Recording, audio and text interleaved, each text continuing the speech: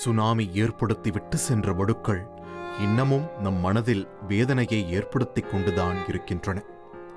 இந்த சூழலில் சுனாமியில் பாதிக்கப்பட்ட மக்களுக்காக ஏற்படுத்தப்பட்ட சுனாமி குடியிருப்புகள் தற்போது சிதிலமடைந்து போய் சமூக விரோதிகளின் கூடாரமாக மாறியுள்ளதாக அப்பகுதியினர் வேதனை தெரிவிக்கின்றனர். சுனாமி நகர் வர வரைக்கும் தெருவில் லைட்டை போடணும், ஏன்னா வெளிச்சம் கிடையாது.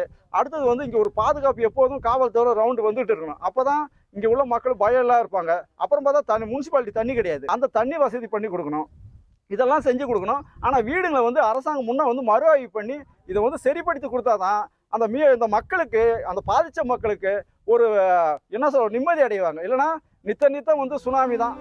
கடலூர் முதுநகரில் முட்புதர்கள் சூழ்ந்தும் அடிப்படை வசதிகளும் இல்லாத நிலையில் பயனற்ற சுனாமி குடியிருப்புகளாக காட்சியளிக்கின்றன.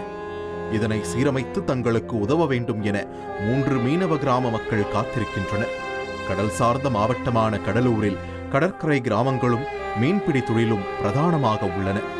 பக்கத்தில் ஆறு தாண்டி தான் கடலுக்கு போகணுன்னாக்கா நாங்கள் வந்து எங்களுடைய வலையெல்லாம் எடுத்துக்கிட்டு ஆற்றை தாண்டி மறுபடியும் கடலுக்கு போயிட்டு வர்றதுக்குள்ள எங்களுக்கு ரொம்ப சிரமமாக இருக்குது. இந்த ஏரியாவை பொறுத்தவரைன்னா மக்கள் வாழறதுக்கு உண்டான ஒரு அடிப்படை வசதியே கிடையாது. குறிப்பாக சொல்ல போனீங்கன்னா தண்ணி கிடையாது, கரண்ட்டு கிடையாது, ஸ்ட்ரீட் லைட்டு கிடையாது, இந்த மாதிரி ஒரு அடிப்படை வசதியும் கிடையாது. இந்த மாவட்டத்தில் கடந்த 2004ஆம் ஆண்டு ஏற்பட்ட சுனாமியின் தாக்கத்தில் கடற்கரை கிராமங்கள் கடலூர் முதல் சிதம்பரம் வரை சுனாமி எனும் அழிவின் பிடியில் சிக்கி பல மனித உயிர்களை பலி கொடுத்த நிலை ஏற்பட்டது. இதைத் தொடர்ந்து பல்வேறு தன்னார்வ அமைப்புகள் உள்ளிட்ட சமூக ஆர்வலர்கள் மூலம் பல்வேறு மீனவ கிராம மக்களுக்கு உதவிடும் வகையில் குடியிருப்புகள் மற்றும் அடிப்படை தேவைகள் வழங்குவதற்கு ஏற்பாடுகள் செய்யப்பட்டன.